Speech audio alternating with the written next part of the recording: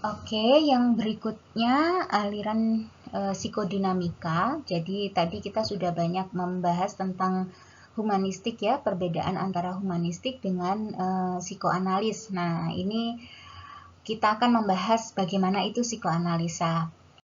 Nah, psikoanalisa sendiri ini sebenarnya sering dikatakan dengan pendekatan psikodinamik. Jadi psikodinamik ini punya asumsi dasar bahwa perilaku dan perasaan individu itu ya dewasa, artinya orang yang dewasa itu memang berasal dari pengalamannya saat waktu kecil. Jadi memang kejadian-kejadian saat dewasa, perilaku yang saat dewasa itu memang dipengaruhi oleh pikiran bawah sadar atau motif-motif bawah sadar, dan itu adalah bentuk manifestasi dari pengalaman masa lalu atau pengalaman saat kecil. Tokohnya adalah Sigmund Freud. Jadi Freud ini sangat terkenal ya. Kemudian dia juga pernah melakukan penelitian, objeknya adalah anaknya, namanya Anna Freud. Jadi perilakunya Anna kemudian ditelaah dengan sangat detail sejak waktu kecil itu seperti apa, dan itu kemudian menjadi pendapatnya Freud melihat perilaku individu itu memang karena dipengaruhi oleh pengalaman masa kecilnya.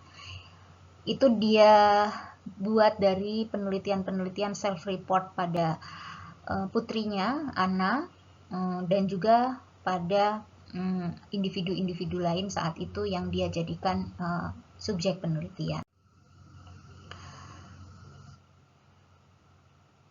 Nah, ini sangat menarik sekali sebenarnya dibahas ya psikodinamika ini, karena memang meyakini bahwa saat itu Freud melihat cemas yang muncul pada individu itu memang karena faktor-faktor pengalaman masa kecil yang menyakitkan. Ya, biasanya sudah tidak dapat diingat lagi oleh pasien yang bersangkutan, sehingga metode-metode mengungkap masa lalu itu memang digunakan oleh aliran ini.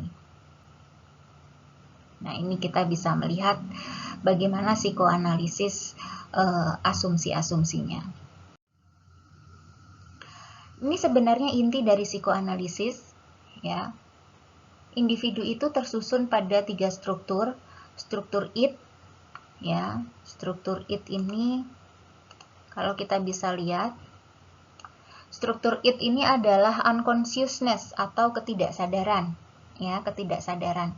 Jadi unconsciousness ini struktur individu itu seperti gunung es ya, dan yang paling banyak itu adalah unconsciousness atau alam ketidaksadaran, dan itu membentuk kecenderungan individu dalam berperilaku. Ada lagi yang di tengah-tengah adalah ego ya, yang di tengah-tengah adalah ego. Nah, ego dan superego ini sangat erat kaitannya untuk memunculkan consciousness atau alam kesadaran. Nah, ini yang sering dibahas pada proses berpikirnya psikoanalis.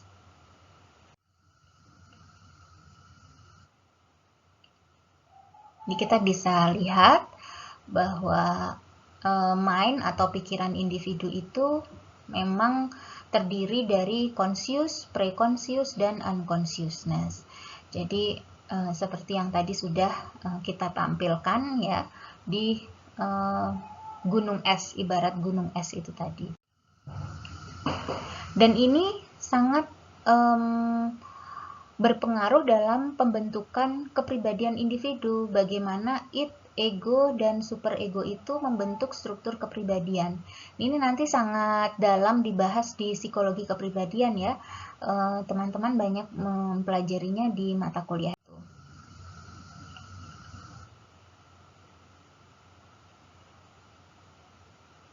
Nah, ini sangat mudah sekali untuk dipahami psikoanalisis ini, dan bacaannya sangat banyak sekali, dan bagaimana individu itu bisa berperilaku, ya, perilakunya itu memang berdasarkan unconscious mind.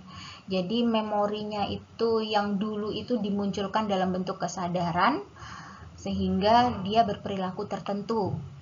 Ya, kemudian proyeksi emosi pada masa lalu itu kemudian dimunculkan lagi pada saat ini. Dan bahkan perilaku berdasar unconscious mind yang dibahas oleh psikoanalis itu bisa muncul dalam analisis mimpi. Nah, karena hal yang di repress atau ditekan itu biasanya muncul pada mimpi. Begitu menurut psikoanalisa. Nah, ini nanti bisa teman-teman baca sendiri karena bentuk-bentuknya sangat banyak, ya. Ini yang dipahami oleh psikoanalisa sebagai ego defense mechanism atau mekanisme pertahanan diri. Jadi ini adalah cara-cara individu untuk melindungi diri dari sesuatu yang mengancam kepribadiannya. Ciri utamanya adalah bekerja secara tidak sadar, artinya secara spontanitas begitu. Kemudian memang bentuknya adalah menekan atau mendistorsikan kenyataan. Jadi bulat dan tidak mau mengakui masa kini. Nah, itu sangat dialami pada individu yang sedang membentuk ego defense mechanism. Bentuk-bentuknya sangat banyak. Ini nanti bisa kawan-kawan baca sendiri ya di buku-buku referensinya. Psikoanalis juga kemudian membahas tentang tahap-tahapan dari psikoseksual atau tahap perkembangan psikis yang berkaitan dengan situasi psikoseksual pada tahapan perkembangan. Jadi yang pertama adalah tahap oral. Ini adalah pusat kepuasan yang ada di daerah mulut. Kemudian tahap anal, kepuasan berkaitan dengan pembuangan feses atau toilet training. Nah, ini biasanya tahap psikoseksual ini banyak sekali dipakai oleh pendapat-pendapat atau pendekatan dalam mengkaji psikologi perkembangan.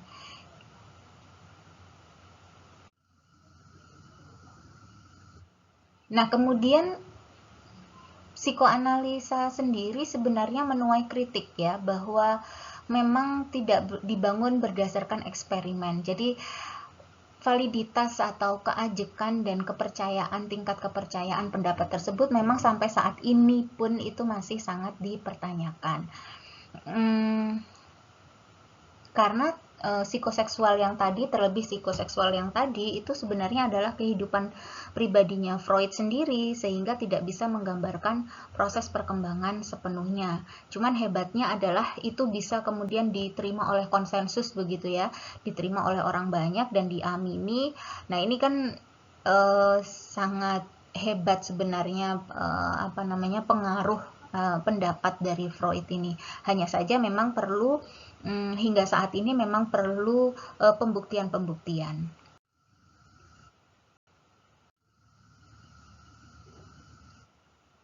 Ada beberapa tokoh yang kemudian membenahi pendapatnya Freud. Jadi tokoh-tokoh ini tergabung dalam aliran neo-Freudian. Jadi memang berkaitan dengan psikologi analitik. Jadi ada Carl Gustav Jung, kemudian Harney, kemudian Erik Erikson. Jadi ini bisa teman-teman baca sendiri bagaimana pendapatnya Freud dan juga Jung. Jadi dari sisi kepribadian saja menurutnya sudah berbeda. Bahwa Jung itu melihat bahwa kepribadian itu memang produk dari sejarah leluhur. Memang sama-sama meyakini masa lalu, tapi kalau Freud itu pengalaman yang kumulatif dari masa lampau karena sejarah leluhur, tapi kalau Freud karena pengalaman dari masa anak-anak. Semuanya pada masa lalu. Jadi hanya neonya itu, barunya itu adalah pandangan tentang perkembangannya gitu ya. Jadi yang satu itu karena memang unconsciousness yang Freud itu ya, unconsciousness berisi pengalaman-pengalaman yang direpress dan itu menjadi insting pada individu. Tapi kalau Jung itu melihat bahwa kolektif unconsciousness itu bukan hanya merepress saja, tapi juga karena simbol-simbol mitologi. Karena menurut Jung, kepribadian itu adalah produk dari leluhur. Nah, pendapat-pendapat neo-Freudian ini cukup menarik ya untuk dikaji lebih lanjut. Seperti Erikson juga demikian ya. Kalau menurut Freud, ego itu tidak terlalu besar membentuk suatu perilaku, tapi menurut Erikson ego itu merupakan hal yang kreatif dan justru berkembang secara kritis pada setiap perkembangannya. Jadi ini dia bedanya. Kita bisa melihat perbedaannya Freud dan Erikson di sini untuk tahapan perkembangan.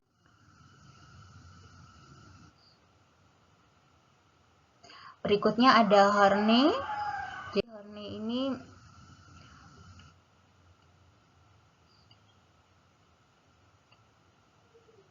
memang melihat basic anxiety ya, atau kecemasan dasar adalah salah satu hal yang memang sangat mengganggu rasa aman antara anak-anak dalam berhubungan dengan orang tua, sehingga itu yang kemudian menyebabkan bentuk-bentuk perilaku tertentu itu muncul pada saat dia dewasa kelak. Ini bisa dilihat bahwa menurut Horney itu faktor keintiman dalam lingkungan keluarga itu memang membentuk kepribadian. Jadi memang sangat berpengaruh sekali terhadap bentuk perilaku individu. Dan ini kalau sampai sekarang kita bisa melihatnya ya, bahwa psikolog-psikolog keluarga itu memang juga banyak sekali mengadopsi gaya pemikirannya Horney tentang keintiman keluarga, begitu ya.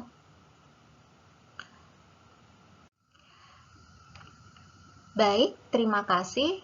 Kita sudah sama-sama mempelajari bagaimana sejarah perkembangan dari aliran-aliran ilmu perilaku ya, psikologi. Nah, itu versi barat yang selama ini banyak dipelajari oleh mahasiswa. Nah, dari perkembangan-perkembangan ini, maka untuk tugas yang pertama, teman-teman saya minta untuk mencari tahu bagaimana psikologi dalam perspektif ketimuran atau psikologi timur. Silahkan dibuat tabel perbedaannya antara psikologi barat dengan psikologi timur. Setelah membahas tentang strukturalisme hingga psikoanalisa, teman-teman bisa juga membaca psikologi ketimuran itu seperti apa, dan referensinya psikologi ketimuran sangat banyak, silahkan dicari. Nah, itu nanti tolong dibuatkan tabel perbedaannya antara psikologi barat dengan psikologi timur. Nah, itu sebagai tugas teman-teman semuanya. Jangan lupa nanti tugasnya akan dimasukkan ke dalam nilai kumulatif ya. Nanti bisa kita kumpulkan di Google Drive link yang sudah ada untuk kelas kita. Demikian untuk pertemuan aliran psikologi. Selamat belajar, saya akhiri. Assalamualaikum warahmatullahi wabarakatuh.